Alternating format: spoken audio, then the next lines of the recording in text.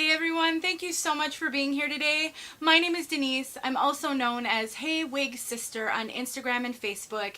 Today I'm here to bring you a wig review. I'm collaborating with Tressalure to bring you a review of mid-length beach waves in the color 12-8.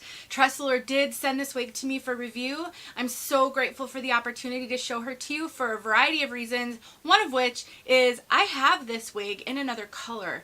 Back when it was owned by Gem Tress, it was called Zinnia, and I did do a review of Zinnia, so it's always fun for me to be able to revisit a wig later on, because with more experience I have more insights, and I'll show you the other one as well and show you how it's been wearing over time, because I've had her now for I think almost 2 years.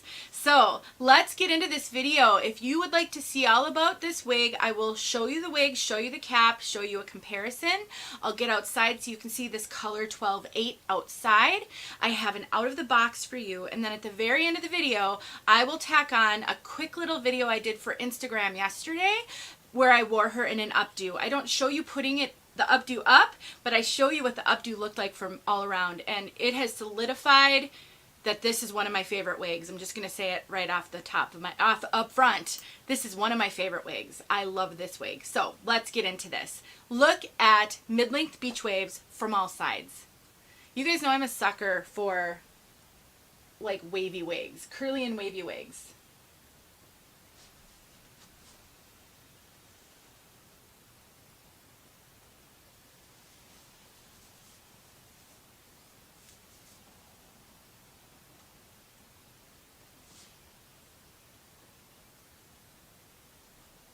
It is gorgeous. So this wig has a fully hand-tied cap with a lace front, a double monofilament. That is phenomenal, but it does present some challenges, which I will address in this video. Let's look at the color first though. 12-8. Gorgeous. Medium dark brown. Very well blended. No visible highlights. You have a 12, which is a light brown, and an 8, which is a medium brown. An 8 can be warm, it can be ashy. It really depends on how, you know, what tone they chose to use. This one tends to the warm side. It doesn't pull any red. I get that color all the time about brunettes. I don't see that it pulls any red. It's just a really subtle, beautiful, medium dark brown. I'll show it to you outside.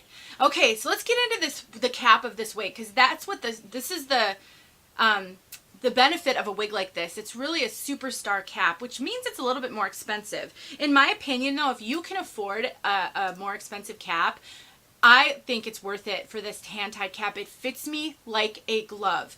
I said before with my other one that it was the most comfortable wig I owned at the time. I would say it's in the top 3 most comfortable caps I own. It fits me so well. Look at my measurements in the description though, because it fits me like a glove. Let me just put it that way. So my circumference, all of those things, it's like it was made for me. So if you're too much bigger than I am, anywhere, you might find some challenges with this. It is not a super stretchy cap. Okay, I definitely want to mention that. So let's look at this lace front, because it's a great lace front. It is the knot. They did such a good job on the knotting. It's super realistic. What are the challenges though with it? Number one, it's very shallow. So your lace, and I'm actually going to grab a clip here for you guys.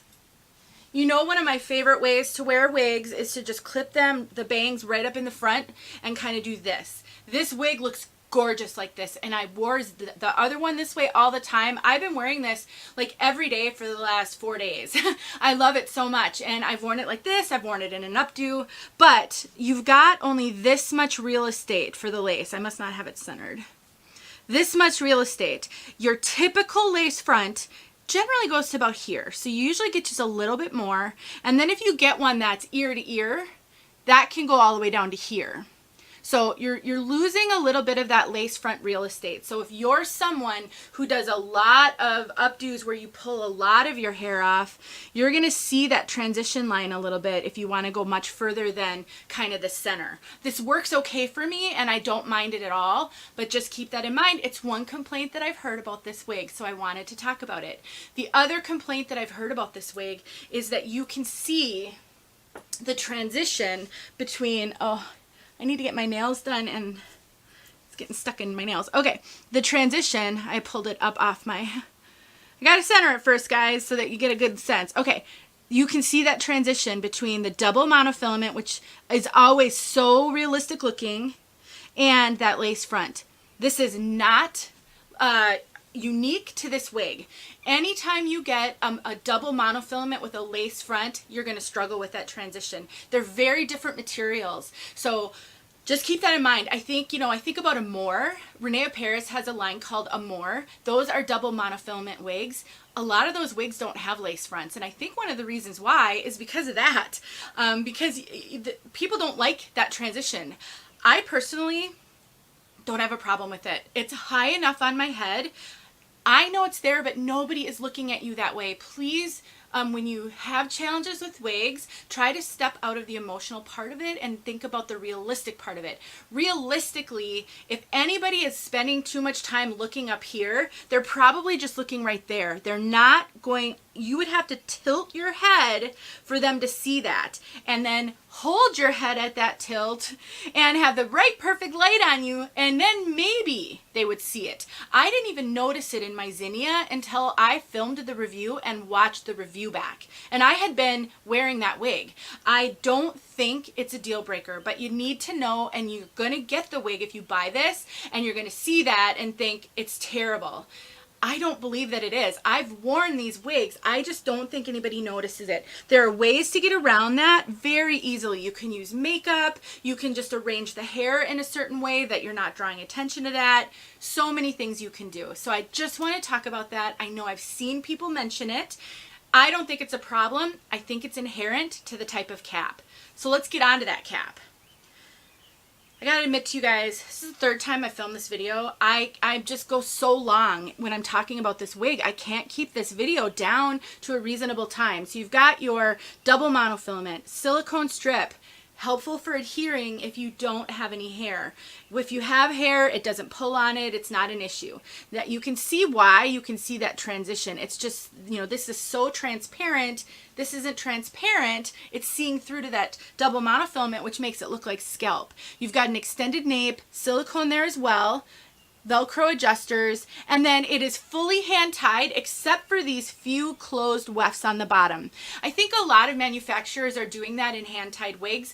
Raquel Welch did that with her Editor's Pick Elite. I've heard it's because it reinforces the nape, it helps the hairs lay flatter at the nape, which you kind of want, and helps to prevent tangling.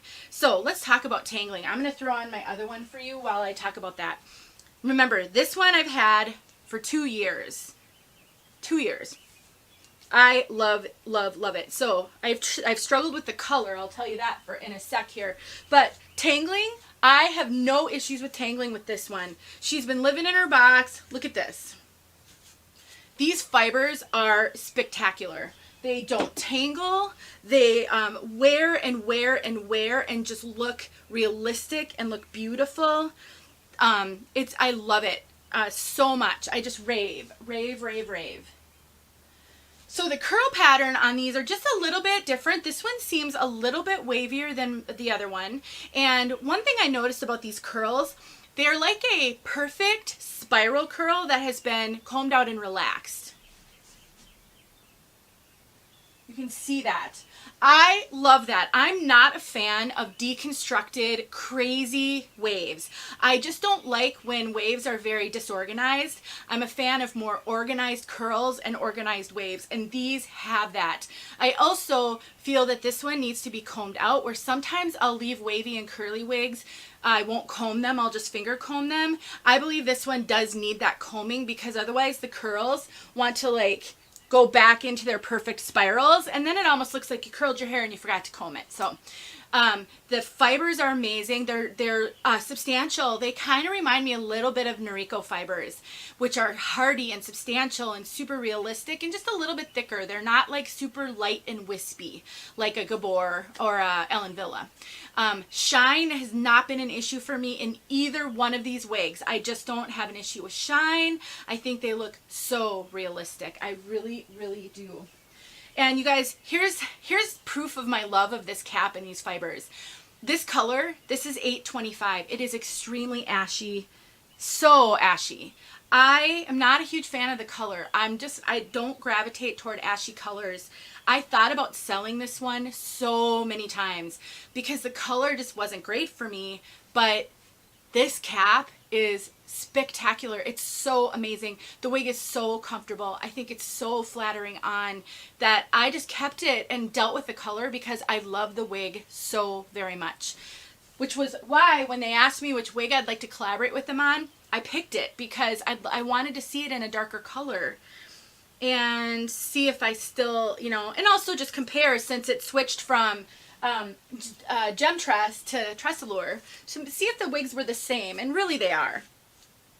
The last thing I want to mention before we get outside to see this color is the permatease. This actually has permatease, which is super shocking because it's fully hand tied. That's so rare. So it does have permatease. It does make it feel just a little poofy on the top.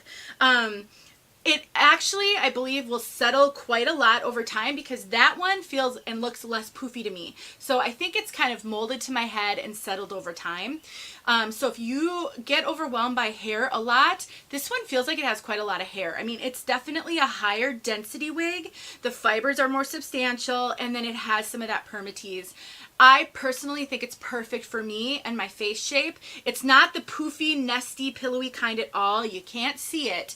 It does give it a little lift, which here's why I think that's such a big deal. When you get curly and wavy wigs with no permatease, they tend to go flat throughout the day. You will find if you wear a wig for 12 or 13 hours, towards the end of the day, it's just feeling limp and lifeless, and you feel like you've constantly got to fluff it up or whatever, you know, scrunch it up. Permatease helps hold the style. Gravity will affect even a synthetic wig if you wear it long enough. And then you take into account the heat of your head. It's molding to your head. The permatease helps this style stay fresh, and I love that. Okay, guys, bottom line, I really love this wig. It fits me great. The coverage is phenomenal. No bio hair showing. The ear tabs come all the way down. They lay just a little in front of my ears, which means that I get excellent coverage and I can still tuck if I want to tuck. So I don't have any complaints. The two things I mentioned to you, you know, I wish you couldn't see that transition. I really do. But at the end of the day, it's a more realistic scalp, so I'll deal with it.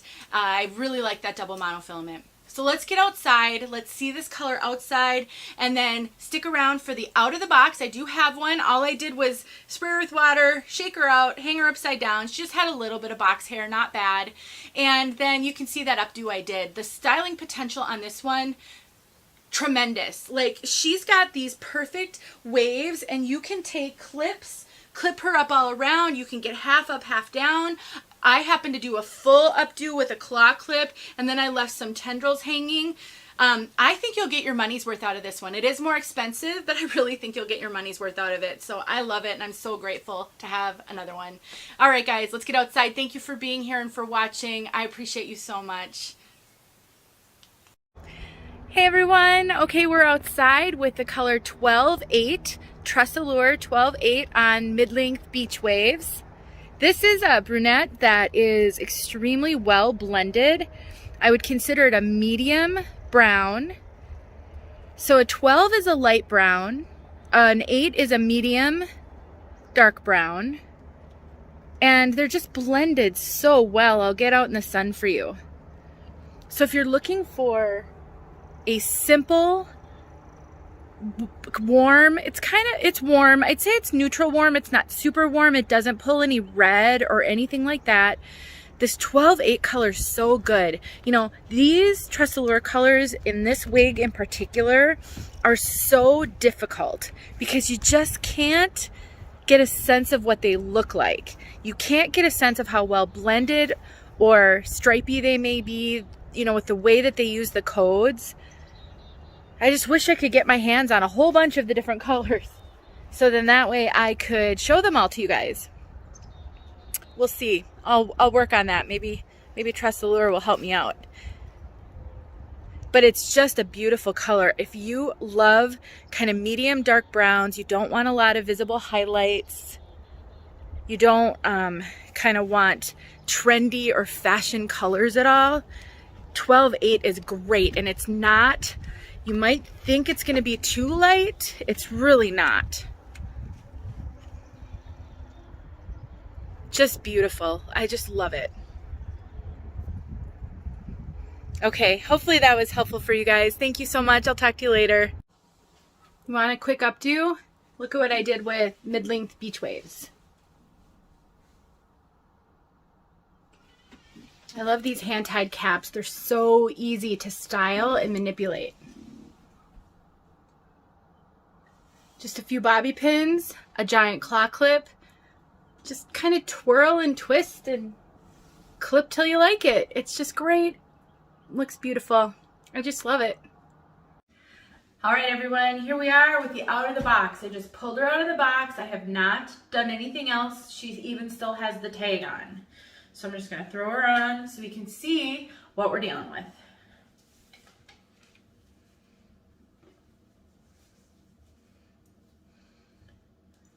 All right, so this is what she looks like out of the box. This is what I would call pretty significant box hair. You've got sort of, it's flattened down on my head. But we're gonna be able to deal with this, no problem. So I'm going to quickly take the tag off. So before I do that though, let me just make a comment. If you're new to wig wearing and you pull the wig out of the box and you see this and you're really, really worried, then one of the things I want to remind you about is that if you don't see any major flaws in the cap, in the hair, you don't see any big, you know, low density, kind of balding spots, like as if the wig were defective, it's just that you're not sure because of how odd the fibers look, then how you can help yourself judge whether or not to do all these next things, because once you do them, you can't return them, is to consider a few things that are just inherent to this particular style. Number one, the length. Does the length work for you? Try to see past the box hair and determine, okay, do I like this length? You know, this is hitting my shoulders. Is this the length that I'm gonna wanna deal with? Okay, so that's the first thing. And then how do the fibers feel? They may have terrible box hair, but do they feel good? These feel great, nice and silky, but not too, they just feel like natural hair. So that is checkbox number 2, if that works for you. Then I would take a quick look at the lace front and any monofilament. Do those meet your expectations? Does this lace front meet your expectations? Is it going to be something you can work with? Even if that means you have to use a little makeup or do a little plucking, which I have videos on for you. If you think you can work with that, that's another checkbox. You know, go down the line and say, okay, does it have the basic bones of what I need? And if you can say yes, you know, even if it means just a little bit of modification, because let's just be honest, most wigs are going to need you to do something to them. It's just such a bonus when they don't, but that's rare. So then if you can say yes to all those things, we can work with this. The other thing, okay, so it's got waves. If the waves are likely to be able to be made a little bit more pronounced with water and scrunching because they tend to relax in the box. This one is fairly straight on top and wavy on the bottom. Do you like that? Or do you want a style where the curls start higher? Those are the questions you're gonna ask yourself. If you can say yes to most of those, then you are good, I think, to go to take the tag off and start shaking her out. So let's do that. You know, but I may have to cut this tag because sometimes they're hard to get out of the, there we go. But if you say, oh, this is just a little too long for me, even if you get this all shook out and the fibers woke up and all of those things, that length is still gonna be there. So you have to decide, do I wanna cut, you know? So basically, we're shaking her out, getting these fibers woken up and alive. Now, I know that I'm gonna need to spray this one with water. I just have enough wig experience to know that this box hair is gonna require hanging upside down for a little while and some water to really work with these curls. But you gotta shake it out, so we might as well just do that right here together. All right, so now, because she's not a full curl, I am comfortable combing through this with a wide tooth comb always. Because if it were a tight, full curl, I would be really hesitant to relax that curl or frizz it before I were to really wear it and play with it. But in a wavy style, I find that it doesn't do that much. It just helps. And I know from previous experience with this piece that these curls, these waves do better when they're combed a little bit. All right, then let's find that part line, because it had a zigzag part. So we want to find a part line here.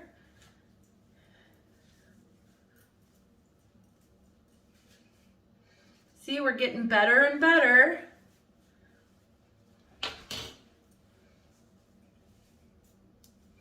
Better and better all the time. So already she looks so much better. So what we're gonna do now is we're gonna spray her down with water, and I'm gonna scrunch her up, and then I'm gonna hang her back there for a day or so, and then I'm gonna see what I've got. And now you will have seen all of this, but I wanted to take you through this process. Box hair is part of life with these wigs. It's like getting a shirt or a pair of pants that you ordered online and it's all wrinkled. If that's the case, you know that you'll be able to get those wrinkles out likely. So, all right, thanks for watching.